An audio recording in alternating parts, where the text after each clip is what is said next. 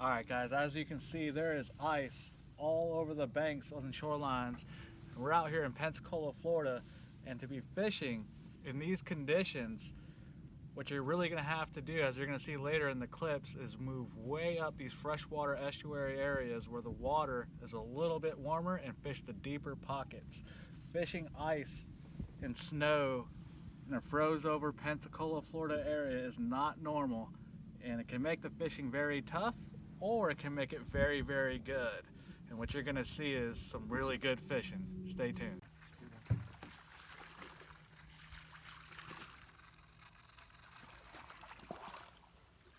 Nice fish. Pretty fish. I know it looks like we're deep in the swamp freshwater fishing.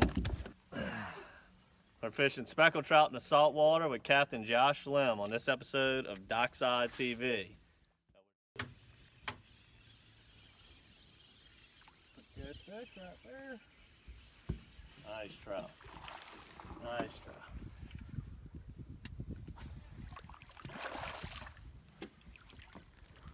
Oh yeah. In the middle of a freeze here.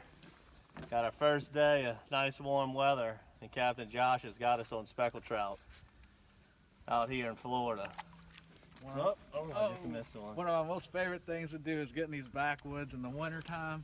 It's so protected. We got a little bit of warmth today, and over here, as you can see, it's so well protected that you can come here on a 20-mile-an-hour wind and be catching these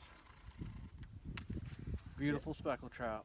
Yeah, back home the fish come up in the creeks and rivers. Seems like the same way they do here in the wintertime. They, you know, they're gonna move from the real salty water. They don't need the salinities as much. At least that's the way it is back home. Is that about the same here, Josh? Yes, it is, absolutely. And then on these creeks, you know, you find the deeper water, obviously. You know, it's a lot of shallow water, flat fishing, grass flats in the spring, summer around here in Pensacola where Josh fishes. And then as it gets colder, you want to find deeper cuts, channels, and creeks. And there's plenty of them on the northern part of Pensacola Bay, Perdido Bay, Wolf Bay, all of that. There he is. There he is. Nice fish. And boy, they thumping it just like they do back home. Fishing about 7 or 8 foot of water. There he is, splashing his head here. We're gonna let this one go. He looks a little short. Is that a rat red? Redfish. A little rat red. Let this little rascal go. But just shows you this is where the life's gonna be in the wintertime, is deep creeks. I mean, just look down that channel there. How it's just gonna wiggle. We're gonna wiggle back there as far as this boat will let us go. Catching nice trout, little reds, hopefully some bigger reds. Water clarities are solid, I don't know, 4 to 5 foot. I mean, this is absolutely some of the prettiest stuff I've ever fished. And I just love coming down to this panhandle in the wintertime, getting in this backwoods right here. See if we can get a few more. Fish on, fish on. Another speck. That sure is. Limbo slice. Yep.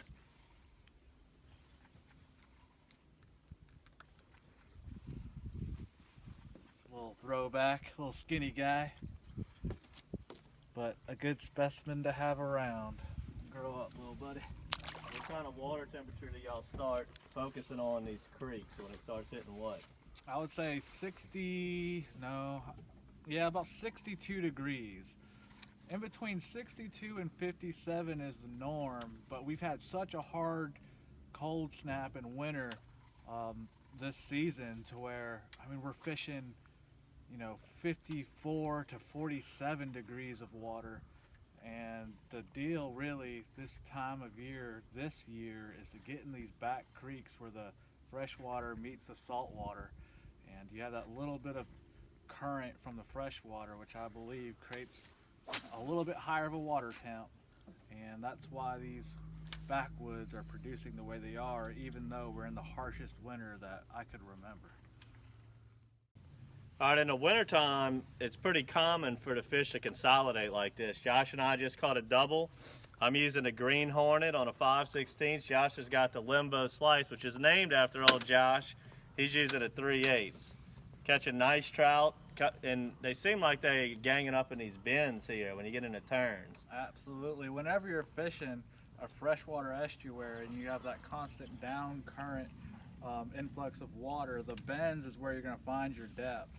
And with these colder water temps, that's where these fish are stacking up on just about every bend or adjacent to the deep water where that hole starts to climb up onto the flat. They're going to sit on that edge or the deep water. And where do you catch one?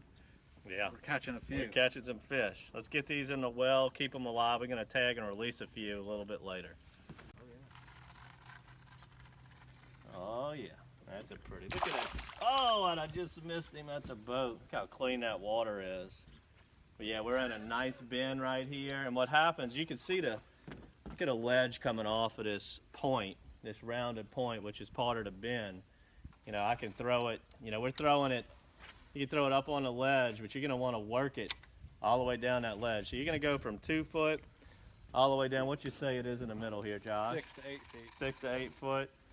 So we're kind of, with it being as cold as it is, on the ride here was pretty magnificent. The Mobile Bay was like bone dry, which I've never seen that going, you know, right past the tunnel. Which, you know, when you have low water like that, you typically have really cold water temperatures, and that's what we have right now. So we're focusing on the dead middle of this canal system right here. And we're just popping it off the bottom like we always do. This short little hops coming off the bottom. But the water's low, you can see the mud on the bank. And what it does is it consolidates these fish into the deepest parts. You know, they almost get trapped in the middle there.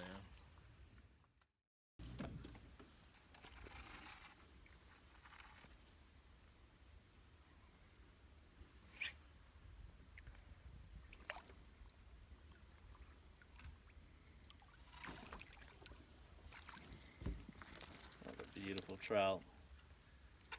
These fish out here are so healthy. You can look at how dark they are, how many spots are on them. No sores. We get a lot of freshwater lesions on the fish when we're fishing back home. I haven't caught any fish with any sore on them. Nothing, just healthy old yellowmouth eating up that green hornet right here. See if I can get another one on this cast. I'm throwing right here to the right of this little tree. It looks like a brush pile you'd be fishing crappie on, but out here in Florida, it's speckled trout. Let's see if we can get another one.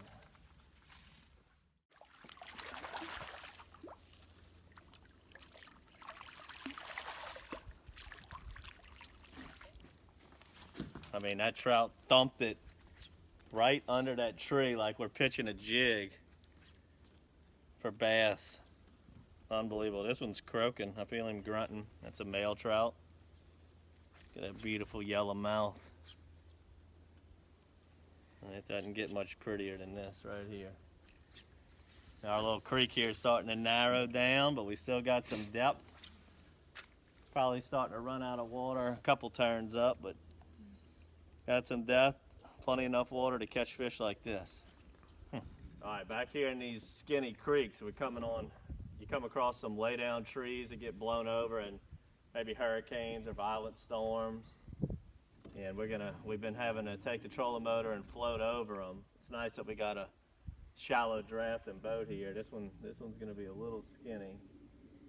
As you can see right there, it's barely under. Looks like we should have enough depth right here. Let's see.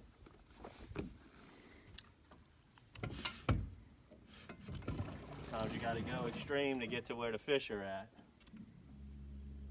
And look at all this stuff.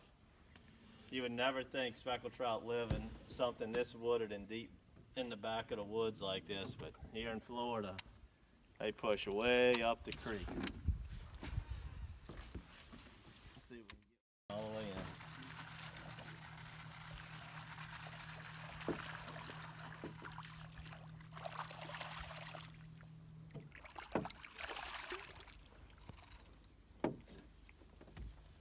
They all pretty cookie cutter size right now. Josh says they get some pretty big gators back here, as in gator trout. And he said they got a handful of alligators that hang out back here too, but we're not gonna see them on such a cold day. Again, on that green hornet, look how that fish is pretty skinny right there, but nice 14, 15 incher. Go ahead and release this one. I'll go ahead and tag this one right here. And as you guys have been following us, you know we have a tagging program that's pretty simple. You catch a tagged fish, you win a prize from matrixshad.com. We got fish tagged from crappie canals, redfish in Lake Pontchartrain, big trout in Pensacola. Now we got medium-sized trout up a creek that I don't even know the name of it. And I don't even know where we're at right now. But this is tag number 16746.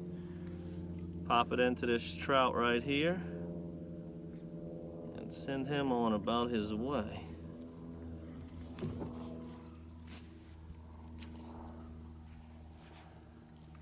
Got it in there. Let's let this sucker go. There he goes, off into the distance. Recapture that fish. Hopefully he swims out of this creek for you, because it's going to be hard for a lot of boats to get back here. So recapture that fish somewhere in Pensacola Bay and win a prize from matrixshad.com.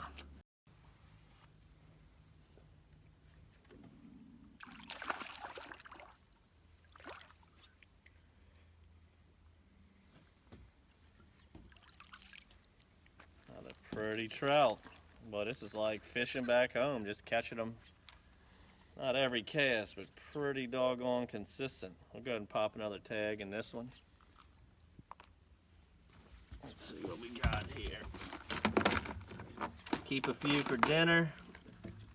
Release a bunch for other people to win prizes from Matrix Shad. We got tag number 16773. Let's get a tag in there.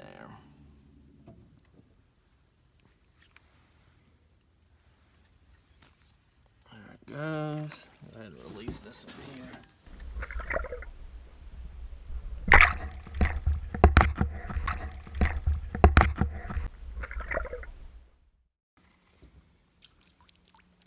Alright guys, I guess you just don't ever know what you're going to get up this river. But you would think when you're reeling in a fish of this size that it's a brim or a crappie or a bluegill. But it looks like the mangrove snapper also like to get in the fresh water. Never know what you're going to catch up here.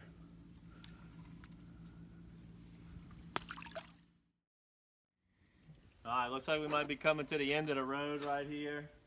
This is a pretty serious roadblock. I don't even know if the old skinny water panga can get around this one. Might be able to creep the corner right here. And I'm snagged. And I mean, how wild is this catching trout with roadblocks like this in the middle of the creek? Break that off. I think I can get around this though. Yeah. Look at this. You wouldn't think we were trout fishing. You don't want the water to fall out on you back here. You don't want to sleep back here, I don't think.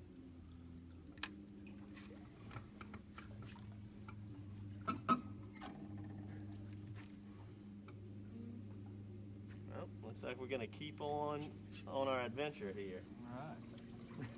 See how far the rabbit hole goes. I thought we were gonna end our DockSide TV right there. Looks like we're gonna keep on going. Let me retie another one on and get back after it.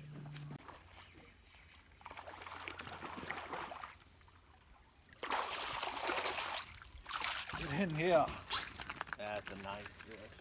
I got one too. Nice. Good one too. Good one? Pretty nice. Oh yeah. Liking it. The further back we go, the bigger they get, maybe? That's right. That's some fine fish right here. Solid, what, 17 to 19 inch fish. Yep. He's still sticking with the same color, green hornet and the limbo slice. Catching big girls way back in the creeks. Again, where you catch one, you catch two, or three or four.